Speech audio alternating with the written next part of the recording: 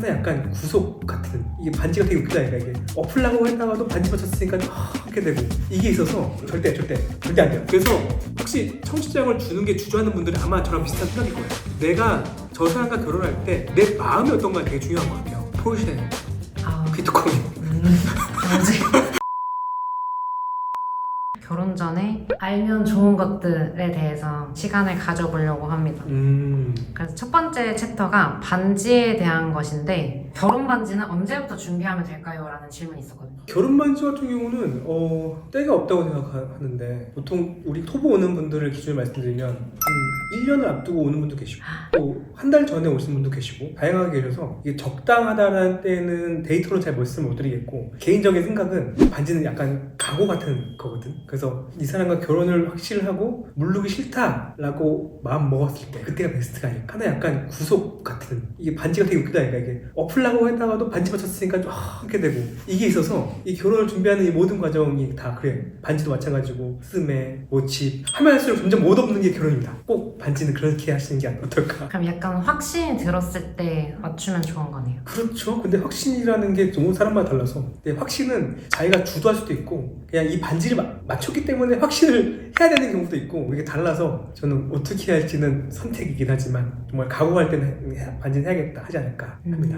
그리고 또 이제 평소에 액세서리를 안 하는 스타일이시라고, 근데 성경적으로 웨딩링이 꼭 필요할까요? 이런 질문도 주셨더라고요. 제가 얼핏 유대인들의 풍습을 어디서 본 것 같은데 정확하지 않습니다. 근데 거기서도 이게 반지를 그런 결혼의 의미로 한다고 하더라고요. 근데 성경에서는 반지를 해야 된다라는 건 저는 못 봤거든요. 물론 뭐 두 분이 하시는 거라서 자유하게 선택하시는 게 좋지만, 반지를 파는 저의 입장에서 하시는 게 그래도 아까 말씀드렸죠, 없는 것보다 한번 꾹 참는 게 반지거든요. 하세요.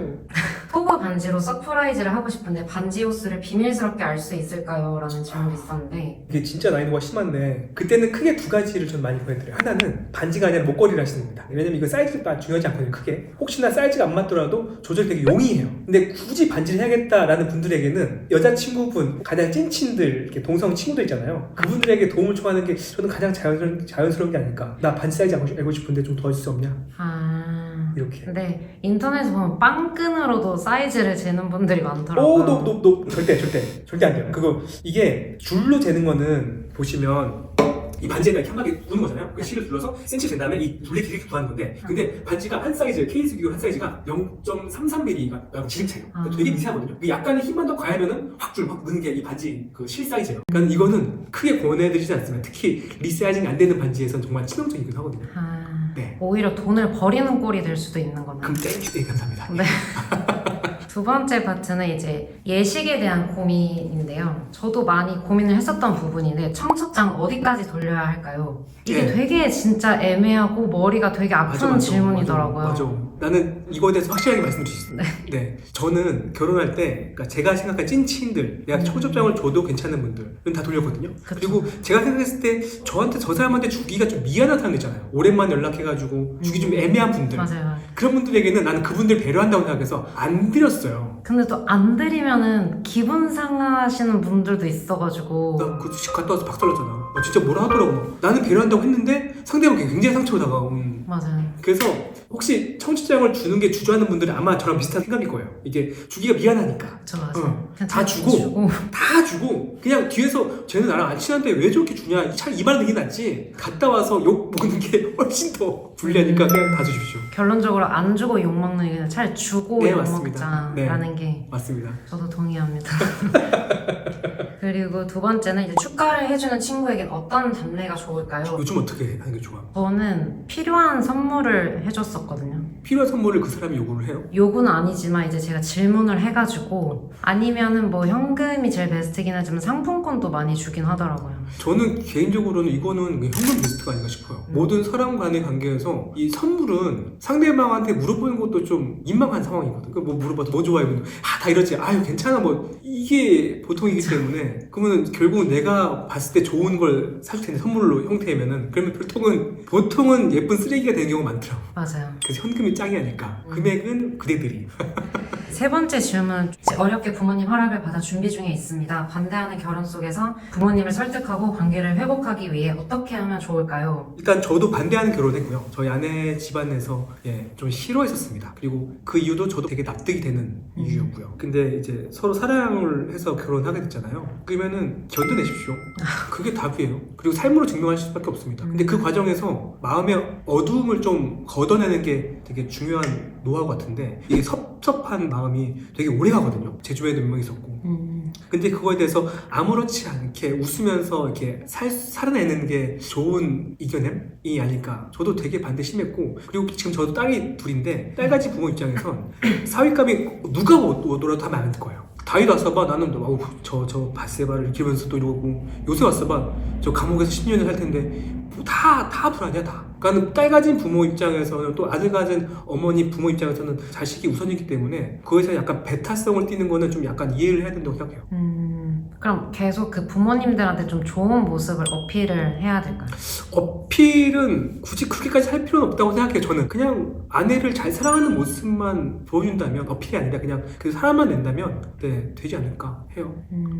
세 번째 파트로 넘어가면은 크리스천 결혼 어떻게 준비하는 게 좋을까요? 다양한 고민들이 있었는데, 첫 번째로는 결혼 준비를 하다 보니 너무 허례허식이 많다고 느껴져요. 크리스천의 결혼은 어떤 모습일까요? 이게 참 조심스러운 부분인데, 저도 그 허례허식이라는 부분에 대해서 한때는 되게 좀 죄악시하는 시각이 있었거든요. 근데 젊었을 때의 생각이 좀 많이 바뀌긴 했습니다. 왜냐면 준비할 때 본인의 마음이 제일 중요하다고 생각해요. 내가 이거를 남들한테 보여줘야지, 말 그대로 세상 용어로 쩔게 한다는 이 마음만 아니면 그게 어떠한 방식이건 충분히 존중받고 축복받아야 된다고 생각합니다.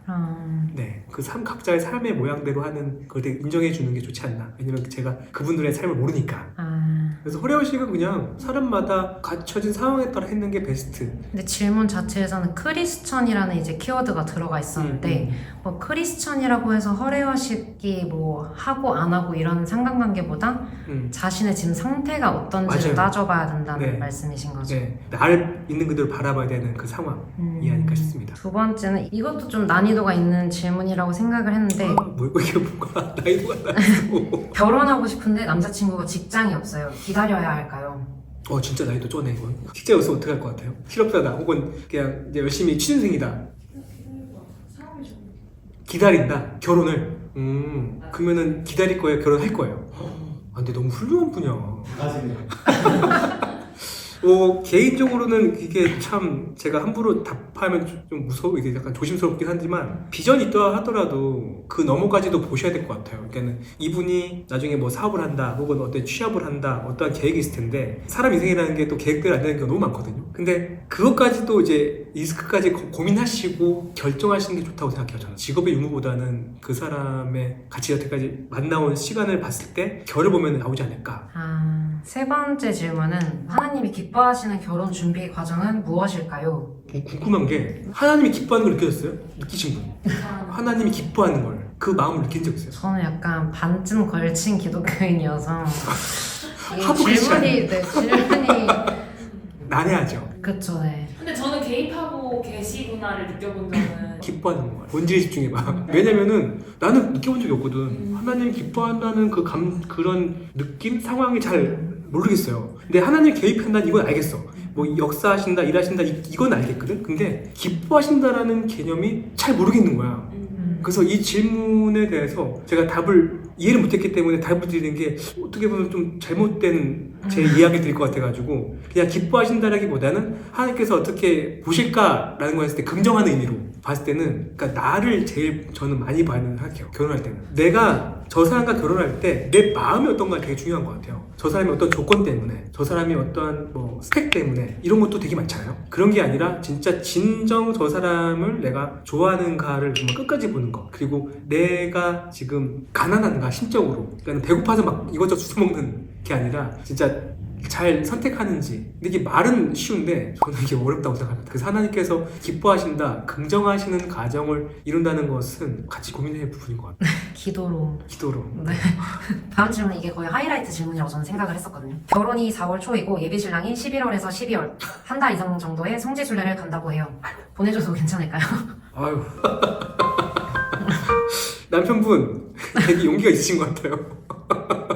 일단 저는 결혼이면은 배우자가 싫어하는 거나 동의가 안 되는 것들은 하면 안 된다고 생각합니다. 그게 무엇이 됐건.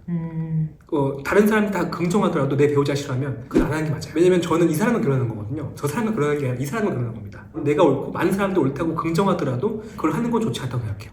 무조건입니다. 그럼 남편 되시는 분께서 하나님이 길을 열어주셨다 약간 이런 식으로 말씀을 하시면은 나는 그게 한쪽에 만약에 그런 미션을 줬다면 이 사람도 좋다고 생각해요. 근데 이 사람 가라고 했는데 이 사람 가지 말라고 했으면 이게 응답이 어떻게 되는가 싶은 거야. 한 몸인데. 그럼 결론적으로 일단 어떤 상황이 주어졌던지 간에 기준은 배우자와 맞아요. 조율하는 대화가 네. 중요한 것이다. 네. 옳고 그름을 떠나서 배우자 기준. 그럼 이것도 결혼하기 전에 많이들 고민하실 것 같은데 신앙인으로서 배우자를 선택할 때 가장 먼저 봐야 할 것이 무엇일까요? 포르쉐, 아, 비트코인.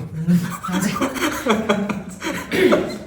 예, 농담이고 진짜 배우자를 바라볼 때는 가장 중요한 거 어떤 걸? 되게 여러 가지인데 이거 하나만 줄이면 뭐랄까 가장 힘들 때 마음가짐이라고 생각해요. 막 고난에 처했을 때 사람마다 멘탈 나가는 경우가 많잖아요. 어떤 극단의 상황을 몰았을 때 그때 그걸 어떻게 처리하는지가 되게 전 중요한 것 같아요. 그 상대방이 어떻게 헤쳐나가는지가 네, 멘탈인 것 같아요. 멘탈 저는. 그럼 그 사람은 뭐든지 할 수 있을 거라 생각해서 심플하게 얘기하면 결인데 결. 별. 네, 삶의 결. 그래서 그 사람이 살아온 어느 한 것만 이렇게 판단하지 마시고 전체적인 결을 보시는 게 낫습니다.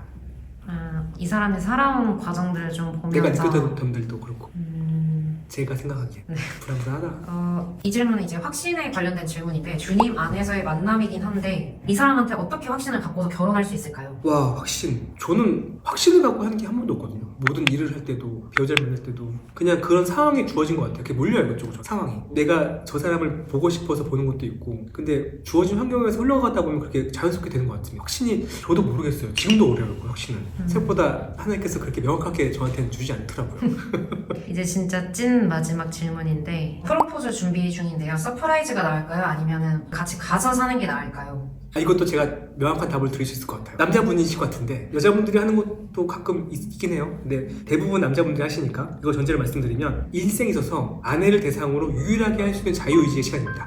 네, 스스로가 할 수 있는 게 앞으로 없을 거예요. 결혼하고 나서부터 모든 게 다 허락하에 이루어지거든요. 그래서 결혼하기 전에는 정말 유일하게 할 수 있는 그것을 정말 용기 있게 하십시오. 그거 가지고 비난하거나 하진 않을 거예요. 실패를 하더라도 뭐 실패라 봐야 뭐 제품이 마음에 안 든다거나 프로포즈 형식이 마음에 안 들 걸 텐데 그 또한 하나의 추억이라서 5년 뒤 10년 뒤에 되게 유쾌하지 않을까 싶어요. 그래서 이거에 대해선 정말 남자분께서 독단적으로 하시는 걸 보내드립니다. 네, 오늘 이렇게 보물에 대해서 이제 답변을 가지는 시간을 가져봤고 마지막으로 이제 사장님께서 마무리 멘트 해주시면은 아유, 네, 무엇이든 물어보세요. 오랜만에 했는데 이거 영상으로 찍기는 처음인 것 같아요. 네, 이게 참 제 개인의 경험이 바탕이 된 이야기들이라 정답이라고는 말씀을 못 드리고요. 각자의 삶에서 잘 응용하시면서 했으면 좋겠어요. 그리고 혹시나 이것 말고도 뭐 결혼이나 여러 가지 준비할 때에 궁금한 점 있으시면은 연락 주시면 제가 언제든지 영상을 통해서든 혹은 여러 가지 수단을 통해서 말씀을 드릴 수 있으니까 연락 주십시오. 결혼 준비하시는 모든 분들 파이팅입니다.